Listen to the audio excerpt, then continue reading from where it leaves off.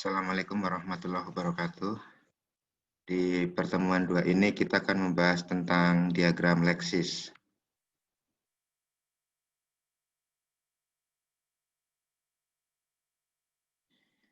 Jadi, diagram Leksis itu adalah diagram yang melukiskan hubungan antara waktu terjadinya suatu peristiwa kependudukan dengan umur seseorang pada waktu terjadinya peristiwa tersebut. Jadi di sini kata kuncinya adalah waktu dan umur. Nah, waktu ini nantinya sebagai sumbu X dan umur sebagai sumbu Y. Nah, kedua sumbu ini dibatasi garis-garis dengan jarak yang sama. Diagram Leksis di samping menggambarkan umur seseorang pada saat terjadinya peristiwa tertentu dapat juga menggambarkan umur dari sebuah kohor. Apa itu kohor? Kohor adalah sekelompok penduduk yang dalam perjalanan hidupnya dipengaruhi oleh faktor-faktor yang sama. Contoh yang paling umum adalah kohor kelahiran. Ini diagram Leksis bentuknya. Jadi di sumbu Y itu kita ada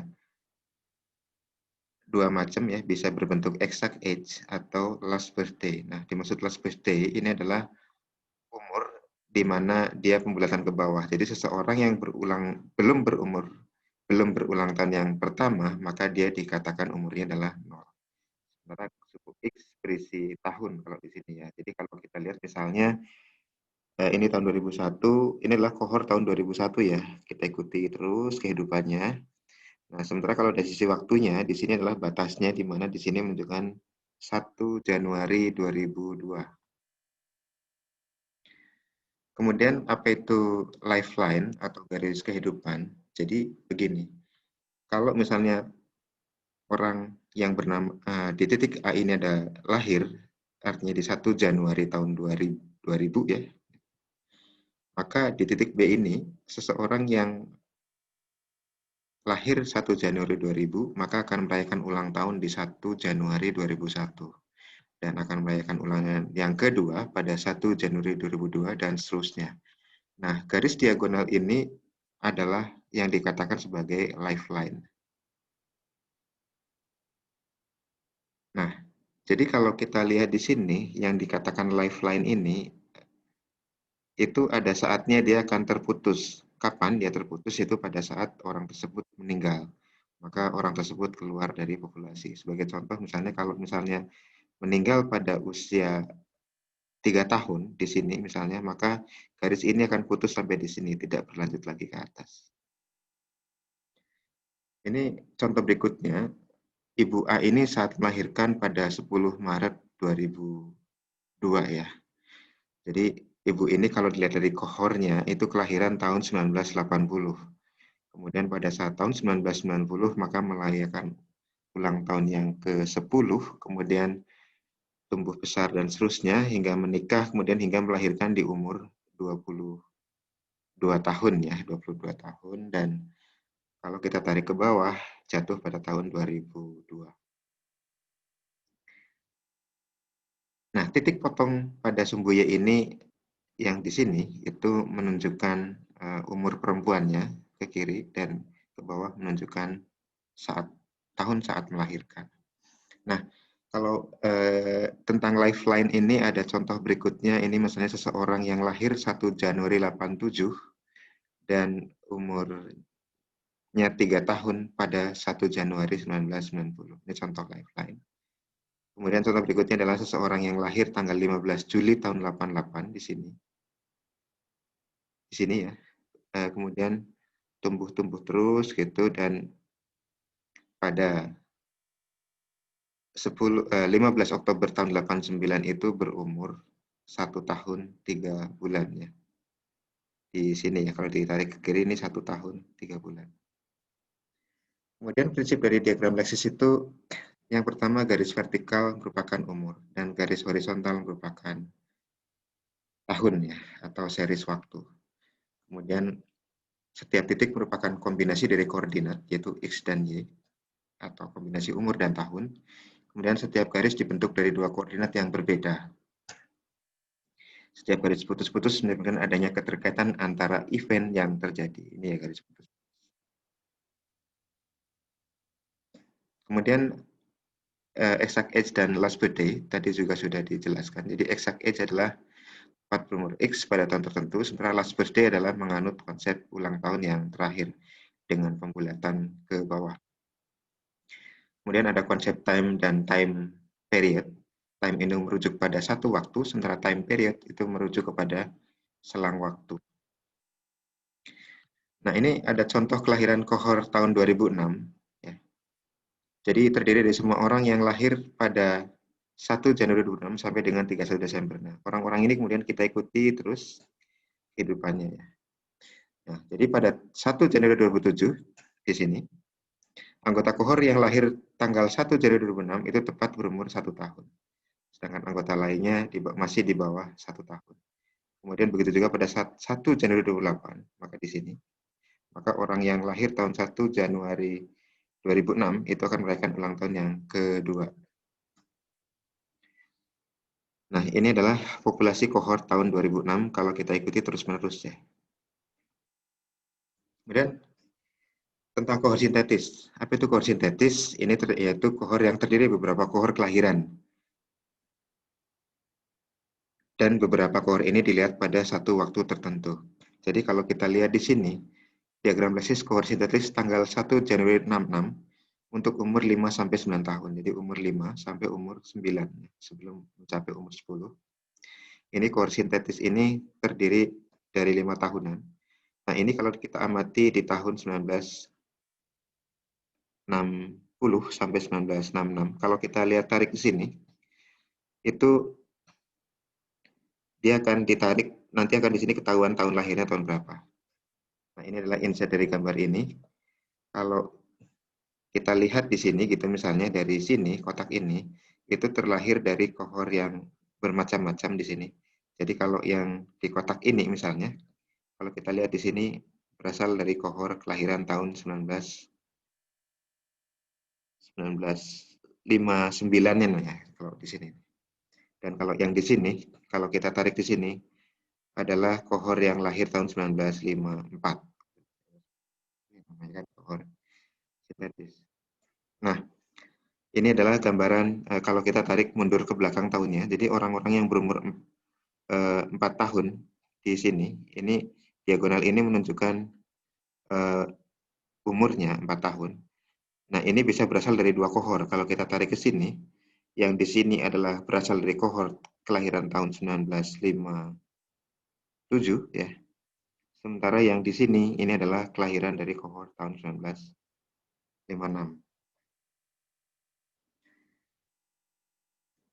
Nah, berikut keterangannya. Jadi sebagai contoh untuk kohor 9 tahun tetapi belum mencapai 10 tahun itu berasal dari kohor tahun 56. Kemudian kohor yang sudah berumur 8 tahun tapi belum 9 tahun itu dari kohor kelahiran tahun 57. Ini adalah penjelasan dari slide di atas tadi. Nah, ini ada kohor, ada period.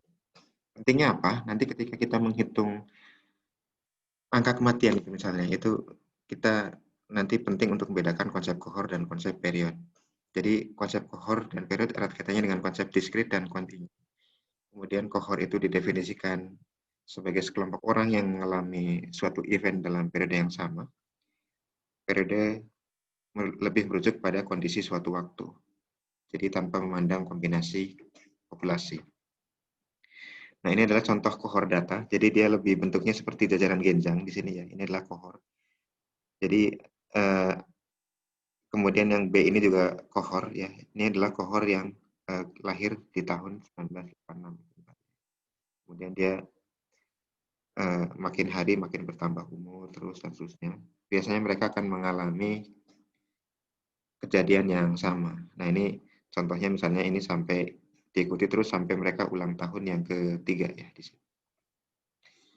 Kemudian bagaimana period? Period biasanya lebih berbentuk seperti ini persegi. Jadi ini kotak C ini terdiri dari orang yang berumur 2 tahun ya, berumur 2 tahun pada saat 1987. Nah, ini kalau kita lihat kita berikan warna yang berbeda karena berasal dari dua kohor yang berbeda. Kalau kita ikuti di sini yang kuning ini berasal dari kohor 1985 berarti yang hijau ini 1984. Gitu. Kemudian penjelasan dari periode data. Jadi kebanyakan dari data demografi itu adalah berbentuk periode. Ya. Nah ini periode tadi sudah dijelaskan, ini berdasarkan tahun biasanya ya, atau mungkin dilihat dari bujur sangkar di atas tadi sebagai contohnya. Nanti mungkin kita akan lebih jelas ketika kita coba membahas tentang angka kematian bayi. Nah, kemudian penduduk pada waktu ke T ya. Jadi konsep diagnosis ini adalah penduduk pada waktu T. Kemudian ini adalah penduduk usia X sampai X plus N ya. Pada tahun ke T. Kemudian ini adalah penduduk mencapai usia X pada tahun T ya sampai dengan T plus N di sini. Kemudian ini adalah area kematian antara tahun T sampai dengan tahun T plus N ya, jumlah kematiannya. Kemudian ini adalah kematian penduduk usia X sampai X plus N ya, dari tahun T sampai dengan T plus N. Jadi dia berbentuk kotak di sini. Kemudian inilah kematian penduduk yang lahir antara tahun T sampai tahun T plus N. Ya, ini diikuti kohornya. Kohor kelahiran tahun T sampai tahun T plus N. Kemudian diikuti terus sampai dengan mereka meninggal. Kemudian ini adalah penduduk usia X sampai dengan X plus N pada tahun ke T, pada tahun T ya, kematiannya. Berikutnya ini adalah kematian bayi selama tahun T terhadap banyaknya yang lahir pada banyaknya bayi yang lahir pada tahun T. Jadi BT adalah jumlah kelahiran tahun T. Nah, kematian bayinya itu adalah kematian umur 0 tahun. 0 tahun itu bisa berasal dari kohor tahun ke T atau bisa berasal dari yang di sini kalau kita ikuti kohornya maka lahir di tahun T-1. Kemudian inilah kematian antara umur X sampai dengan X plus N dari penduduk yang lahir antara tahun T sampai dengan T plus N. Nah, di dalam demografi, kejadian seperti kelahiran, kematian, dan perkawinan diamati atau dicatat pada tahun tertentu. Kejadian-kejadian tersebut sebenarnya dapat digolong menjadi dua macam, yaitu berdasarkan waktu berakhirnya peristiwa tersebut, contohnya kematian. Kemudian kedua adalah pendekatan kohor, ya, berdasarkan kohor dari individu-individu yang bersangkutan sesuai dengan kejadian-kejadian yang dialami. Contoh kematian dihubungkan dengan kohor kelahiran, kemudian menjanda dihubungkan dengan kohor perkawinan. Nah, dalam diagram Leksis ini kedua penggolongan tersebut dapat dilingkat sekaligus, ya. Nah, ini adalah contoh dari Prancis ya tahun 1946. Ini ada data-data seperti ini, misalnya di tahun 1946 pada 1 Januari sampai dengan 9 Maret itu jumlah populasi di sini itu ada 146.573. Kemudian antara tanggal 10 Maret sampai dengan Desember tahun 1945, kemudian di sini tahun pada 1 Januari 46 itu adalah 0 tahun, jumlah populasinya segini ya, misalnya. Dan seterusnya. Maka kalau kita terjemahkan di dalam diagram Leksis maka akan seperti ini ya. Seperti ini. Jadi kalau kita lihat misalnya yang di tahun 1943 ini ya, ini ada 524307 itu mengacu kepada penduduk umur 2 tahun ya, umur 2 tahun di sini. Kemudian yang 565 593 ini adalah penduduk umur 1 tahun gitu ya. Kemudian ini juga ada contoh lagi ya. Ini jumlah kematian di suatu wilayah tahun 85 menurut tahun kelahiran dan umur. Jadi kalau ini kita coba membedakan periode tahunnya ini, tetapi berdasarkan kohornya ya. Misalnya di tahun 1985 ini ada jumlah kematian 11.400 ya. Umur mereka pada ulang tahun terakhir ini adalah 0. Maka di sini ya.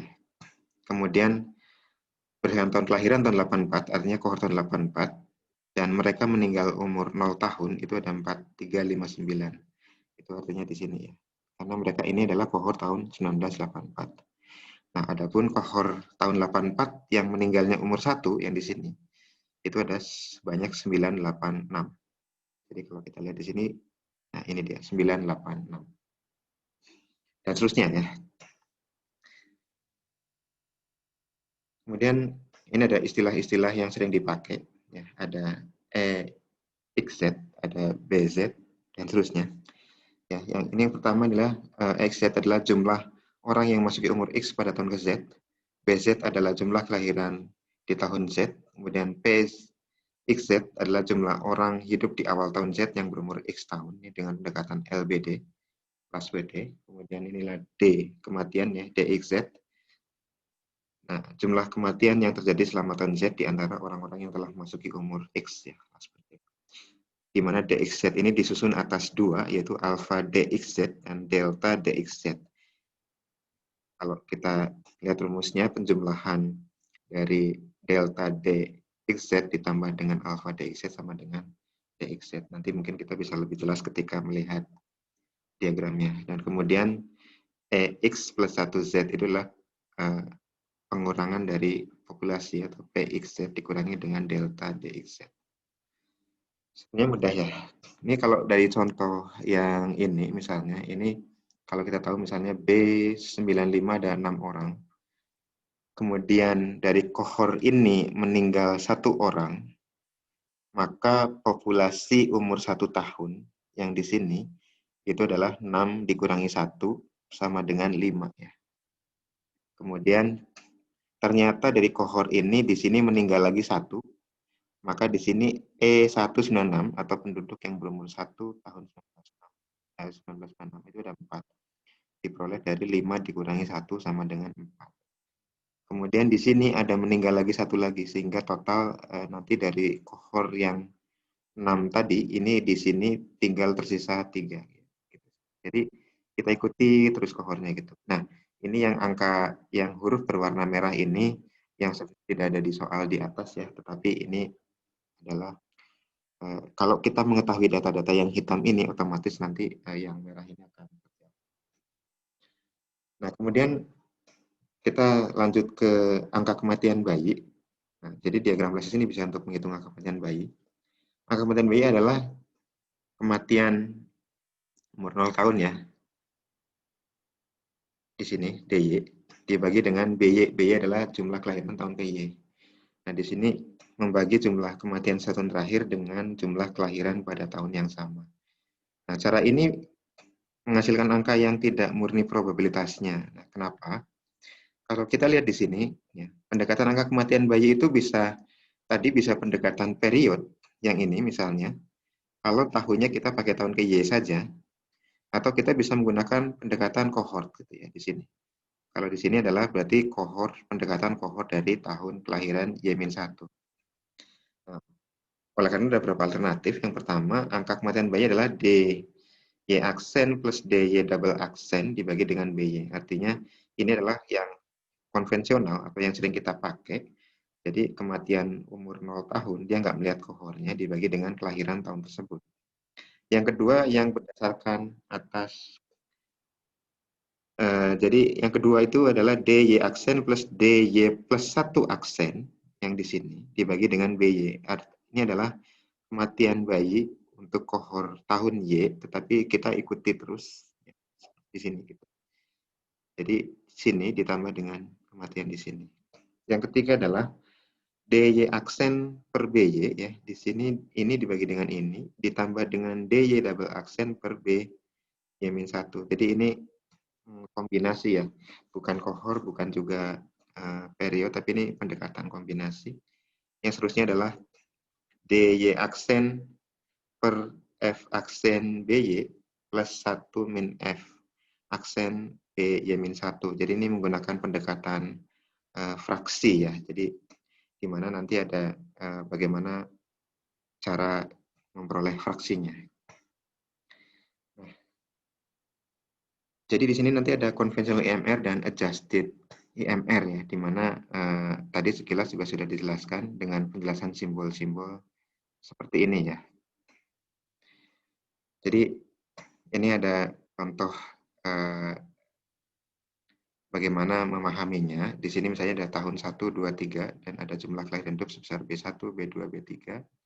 Kemudian ini ada tahun kelahiran yang sama dengan kohor kelahiran, kemudian ini adalah tahun sebelum kohor kelahiran. Nah, jadi kalau IMR konvensional tadi lebih ke period ya, jadi di mana IMR-nya adalah DY aksen plus DY double aksen per DY kali 1000. Nah, namun IMR ini merupakan probabilitas bukan merupakan probabilitas kematian yang sebenarnya, karena tidak semua kematian bayi pada satu tahun tertentu terjadi dari kelahiran pada tahun yang sama. Nah, oleh karena itu perlu adjustment. Nah, jadi ini adalah adjustment yang tadi ya, adjustment yang tadi. Jadi yang tentang fraksi ya, tentang bagaimana penghitungan dengan fraksi. Cuman kita pengen tahu fraksinya seperti apa. Jadi faktor fraksi ini atau faktor separasi ini diperoleh dari tabel estimasi Koldemeni ya, di mana kita lihat IMR levelnya. Jadi contohnya kalau Indonesia ini sekarang sekitar 26 IMR-nya, maka kita lihat di sini dengan fraksi untuk IMR dalam taraf 25 ini, maka F double aksennya sebesar 0,15. Maka F aksennya adalah 1 kurangi 0,15 menjadi 0,85.